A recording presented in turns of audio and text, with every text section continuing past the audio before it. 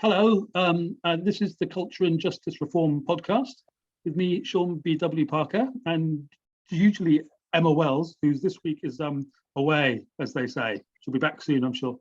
We're speaking to Mr. Jeffrey Ketland this week, who used to be a lecturer at Oxford University in philosophy, the classics. I'm sure he'll correct me if I've got that wrong when he speaks in a moment.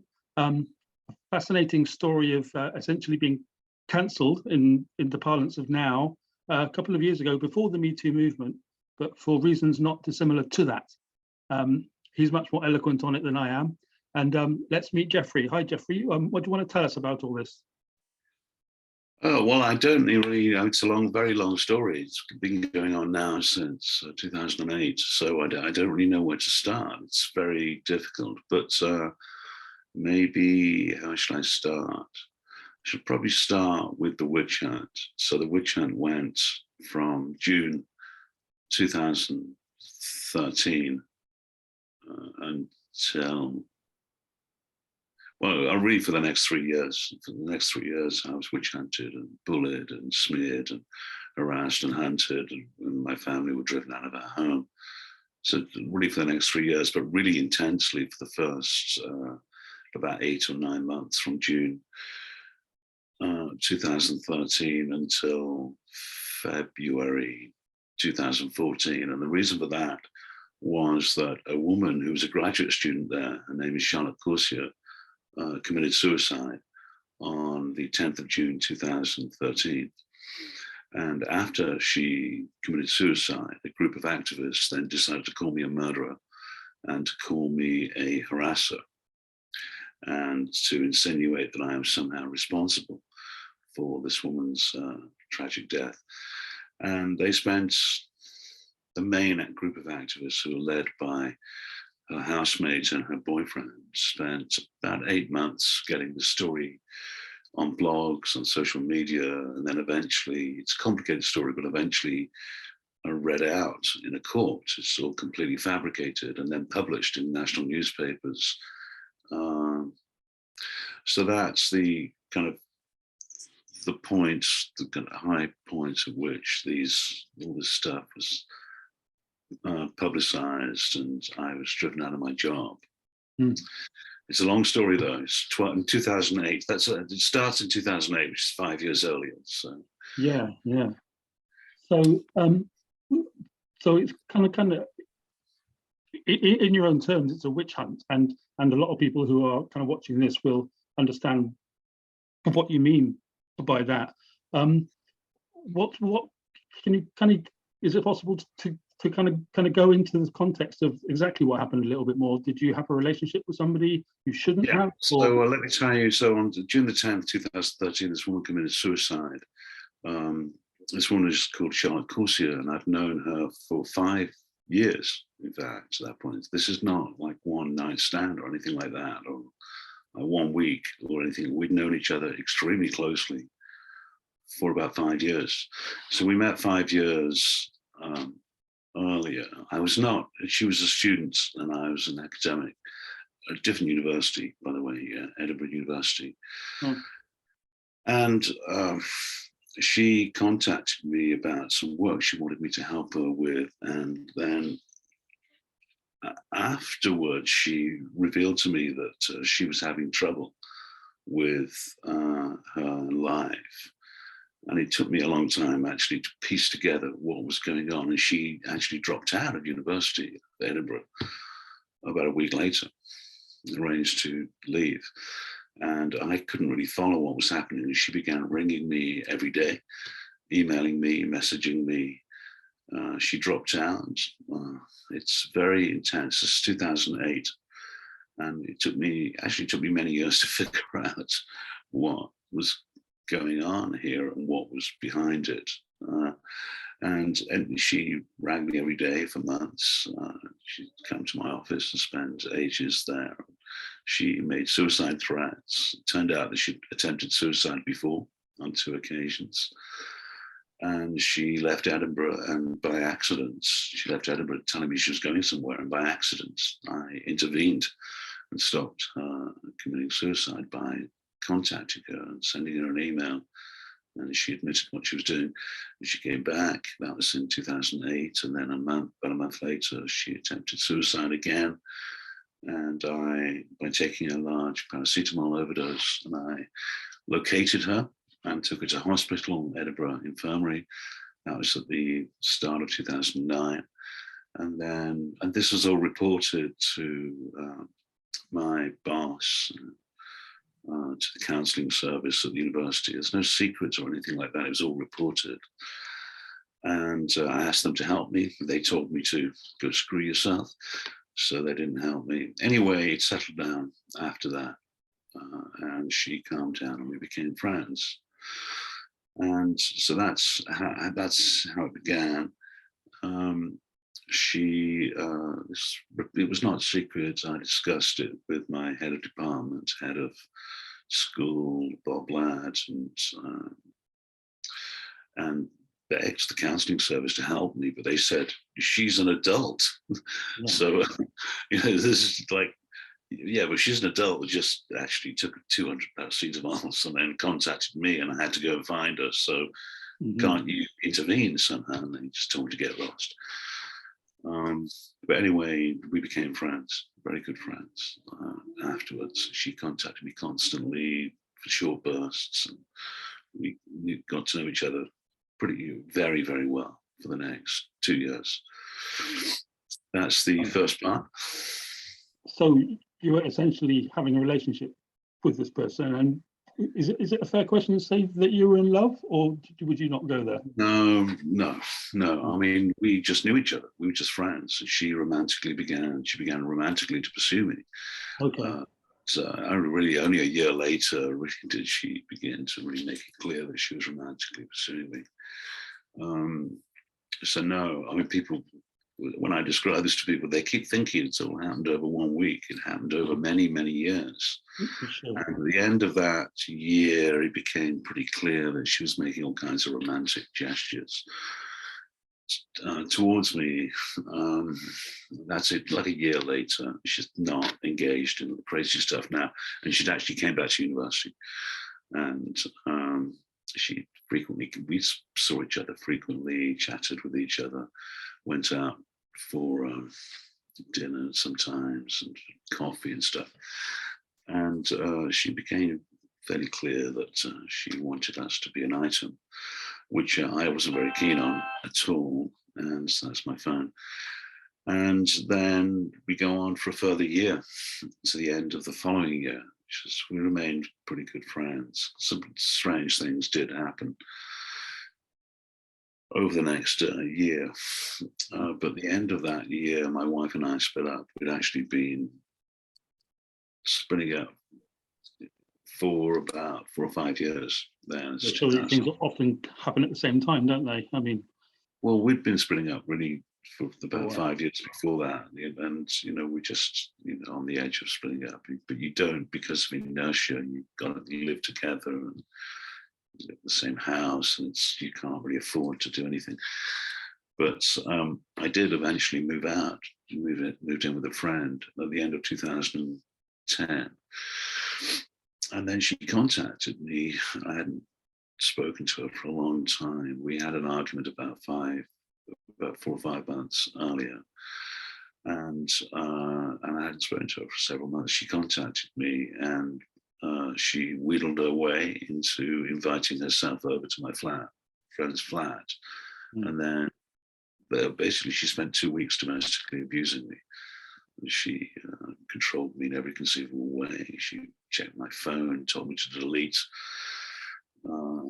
pictures on my phone of my family, and my son, and my wife. And she wouldn't allow me to get out of my office on some occasions. She wouldn't allow me to go pick up clothes from the house where my wife lived. She was just crazy. She assaulted me on 2 occasions.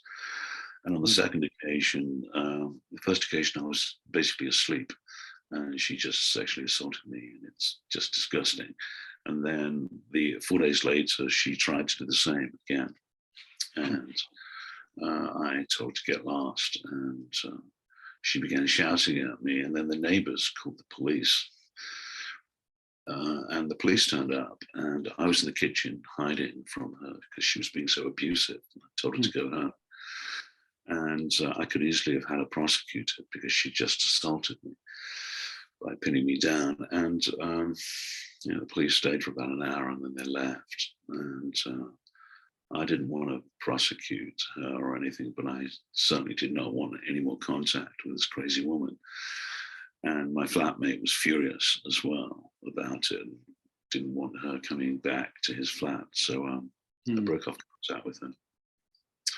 And then so that was the end of 2010. And then the next 2.5 years were 2.5 years of stalking. She stalked me for 2.5 years. It's true, it really happened. Other people witnessed it. And it's, that film, Fake Attraction. You've probably seen indeed. Most of that stuff happened to me. The suicide attempts, the stuff about her father, the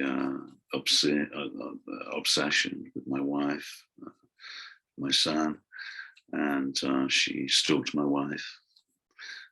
She went round to my house one day and began arguing with my wife, and I called the police. Later, I contacted the police, and they arrested her. And she committed suicide. All of that stuff in that movie, almost all of that stuff in that movie happened to me. She'd send me messages saying, "Why are you ignoring me?" All of that stuff happened. She sued me. At the end of the end of 2010, I went to work abroad in Germany. So I moved, I think, in January 2011, and I came back for a week in March 2011, and I arranged to meet some friends online. I arranged online to meet some friends in a pub in Edinburgh. I had 2 friends. And when I arrived in the pub to meet my friends, guess who was sitting there in the corner? Exactly the same. It's true. She was there, sitting in the corner, pretending it's an accident. She was obviously stalking me. And she then got up and went out. I didn't tell my friends about it. Say, look, there she is. And she then barraged me with messages over the next few hours. Next day, she sent me an email saying, "Why are you ignoring me? I have records of all of this." And just continued for years. Right.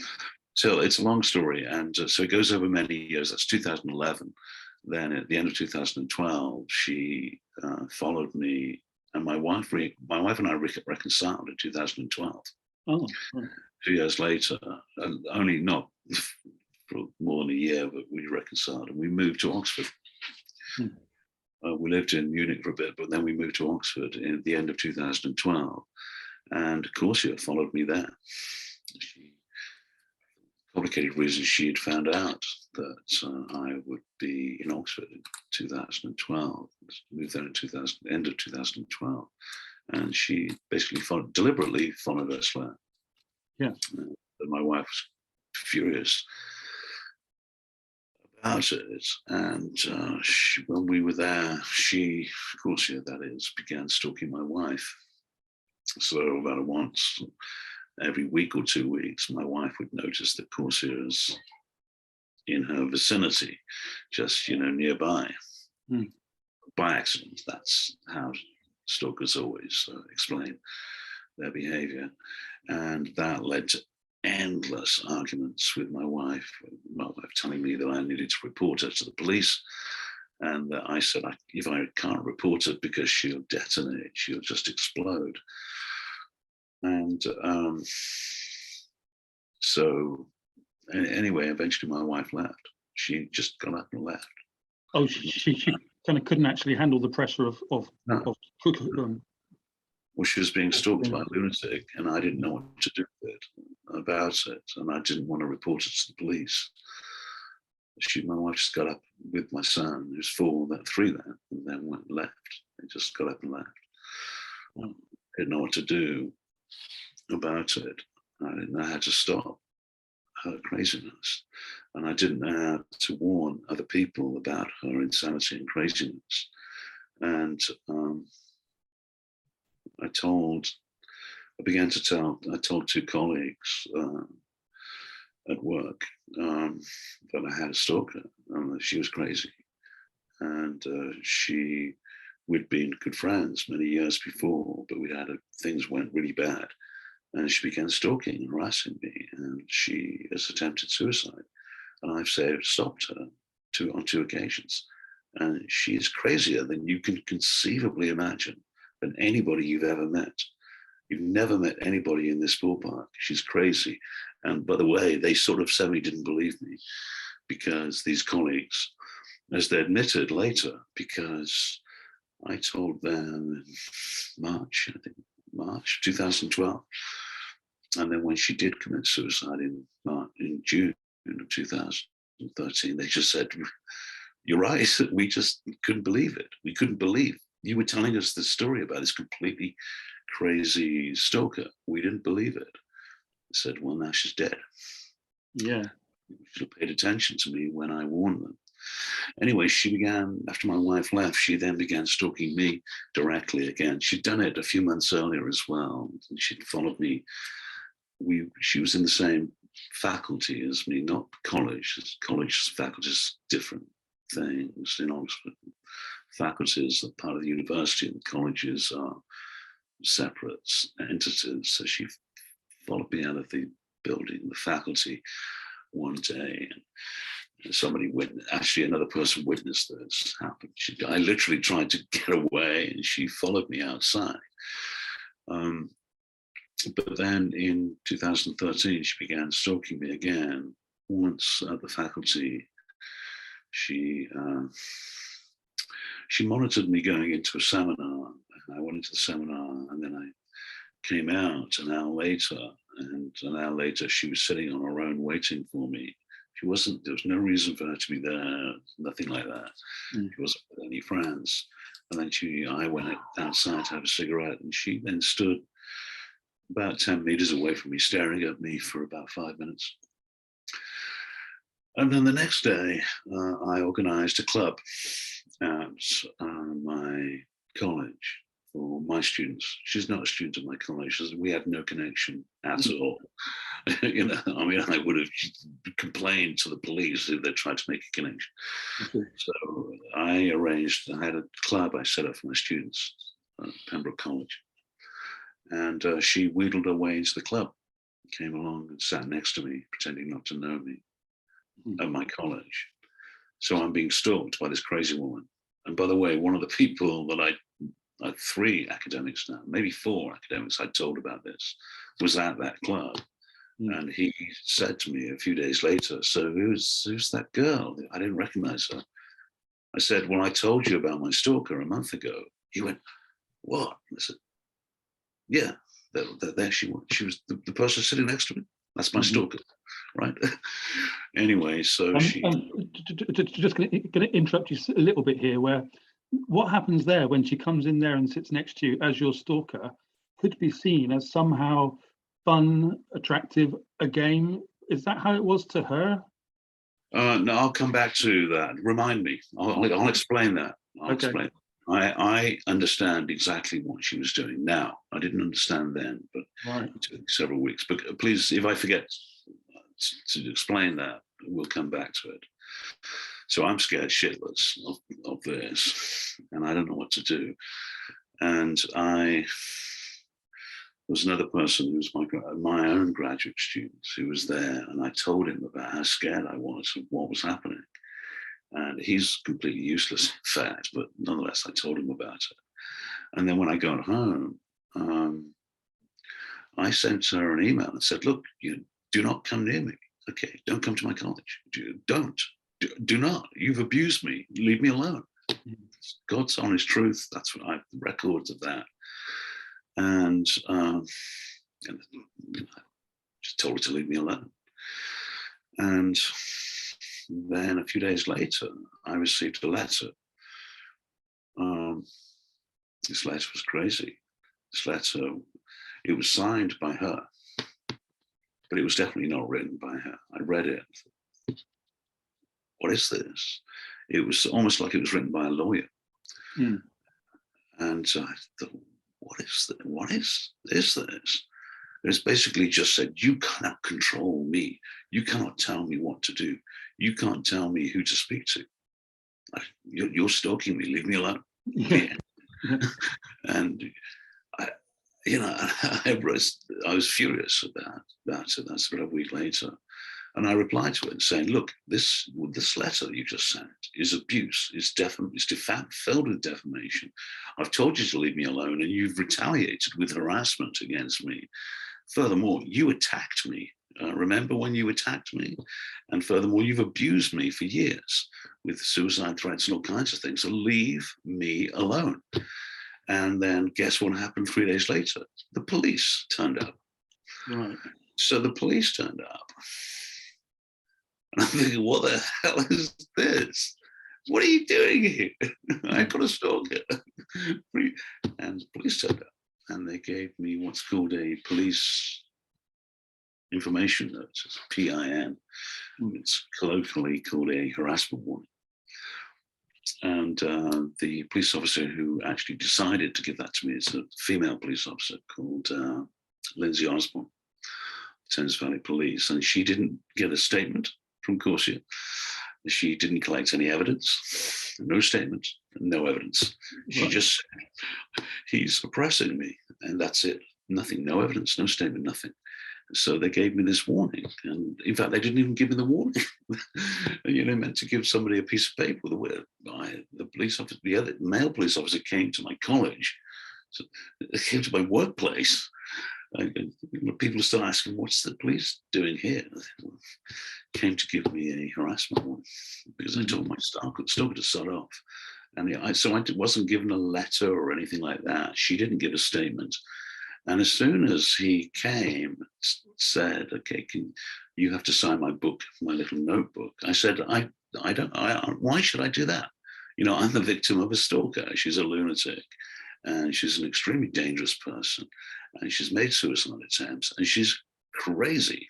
She's assaulted me, and I showed him about 10 pages of her abusive messages and love letters. I picture us getting married and all kinds of things that she sent me, barraged me with messages and letters. And he had no choice but to tell me I had to sign his notebook. So I signed his notebook and I said, well, she's completely crazy. And then 3 days later, the female police officer rang me and said, well, Charlotte now doesn't want you to tell anybody about what has just happened because what? And I'm thinking, what? This is ridiculous. You've just given me a police punishment and now you're telling me I can't tell anybody about it. Mm-hmm. And then essentially the police officer she never really revealed what Corsia said, but Corsia basically withdrew it. She withdrew what she'd said. And then I began to put together this letter. I remember the letter? The letter that, oh no, hang on, yes. I began to figure out, you remember the question you asked me about why she was doing this? I began to figure this out. Okay, she's got trouble in her life and it's relationship trouble. So something's going wrong with her relationship. I don't know what it is. I didn't know anything about, I've never met any of her friends or anything. So something's going wrong with her relationship. And she wants me to rescue her. I rescued her 5 years earlier. I stopped her committing suicide. She gave me abundant thanks for that. I helped her with her work and turn her life around and get her degree. And that's what she wrote to me several times 2 years earlier. Thank you for saving my life, and so on and so forth. So it's 2 years later now, and I'm guessing, she's got trouble with her boyfriend somehow. I didn't know how. And she expects me to rescue her. That's why she was contacting me. So it wasn't really a game. This is in BPD forums, this is called recycling. Where a person with BPD will recycle somebody from the past because they generally attract themselves to people who are kind of rescuers, people who are rescued, people who are sympathetic and they're rescuers, and also won't listen to any bullshit from other people. So I don't listen to bullshit from other people, and if someone's in trouble, I will rescue them. People say don't do that. So fuck you, I will rescue her. So that's what I did 5 years earlier. So she wanted me to rescue her. That's what she wanted. And it clicked. She wanted me to rescue her. That's why she's withdrawn this. And that means that this letter must have been written by other people. And whoever it was that wrote the damn letter must have bullied her into making the false accusations. I worked this out on my own. A day or two later, I go to my faculty for a seminar. I only go there once a week to try and avoid being anywhere near the loony. And I'm talking to my colleague, and then out of the door, about a meter to my left, she comes and walks past me and goes down the stairs, staring at me. No other students in the building, just one. And she'd obviously been waiting for me. She knew this seminar was a regular thing. And that was the 3rd of June, 2013. So the next day, I emailed the male police officer and said, can I speak to you, please? Because she's stalking me now again. And I'm really worried about, and she looked ill this time now. She looked extremely ill. When she stalked me about a month earlier, she's all dressed up. She's wearing all fancy clothes. She's a very pretty girl as well. But she was looking ill when she was stalking me. I mean, she was looking very, very, very thin, very ill. She's wearing these brown trousers, looking very ill. And I'm thinking, I'm really worried now. But I can't do anything, of course, because I've got a harassment warrant. There's nothing I can do. Literally, I can't figure out where she lives or something. I can't do anything. I've got a harassment warning. That's like any contact and you're going to be dragged off. So I contact the police officer and say, look, can I speak to you? And he emails me back maybe a day later and says, I'm on leave at the moment and I'll be back next Wednesday. Right, so I've told this police officer how seriously concerned I am, that she's done crazy things in the past, she's attempted suicide, and that I'm extremely worried about it. And I told the female police officer the same on the phone when she basically withdrew her accusation. And I'd now figured out that she wanted me to rescue her, but I can't. What can I do? I can't do anything. You know, I have a harassment reporting against me. I can do nothing. I'm powerless. But I've notified these 2 police officers, and I also notified my academic director about how worried I was. And then about 4 days later after that, I called the police. My academic director rang me and said, you need to come into college. And I said, well, it's Charlotte, isn't it? And he said, yeah, she's committed suicide. And so he told me that, and he came around, spent the day together, talking about the crazy stuff that she'd been doing to me and stuff that had happened in the past. And at that point, I didn't know what would happen in the future. You know, I had no idea. I was completely shell-shocked, you know? And I was pretty angry as well because I'd notified all these people and they just ignored me. And I'd also figured out that she expected me to rescue her. And so something crazy must have happened with her boyfriend or with other people. I don't know what. And I didn't, all of that was concealed from me, all of it, everything. I guessed these things and I was right, but it was all concealed from me. And then it was only revealed about 8 or 9 months later that she'd had an abortion with her boyfriend. A boyfriend got her pregnant. A boyfriend made her have an abortion. She thought that she'd murdered her child. She was very staunchly opposed to abortion. He knew that she was suicidal. He knew that she was being treated at a psychiatric hospital. He dumped her on that day and she committed suicide about an hour later, maybe 2 hours later. It's been so fascinating, Jeffrey. We're going to have to call this the end of part 1, I think, and have a part 2 sort of later on, because that's what these podcasts do. So thank you very much for now. And if you want to come back in a couple of weeks, we can do a part 2. Is that all right? Okay, it's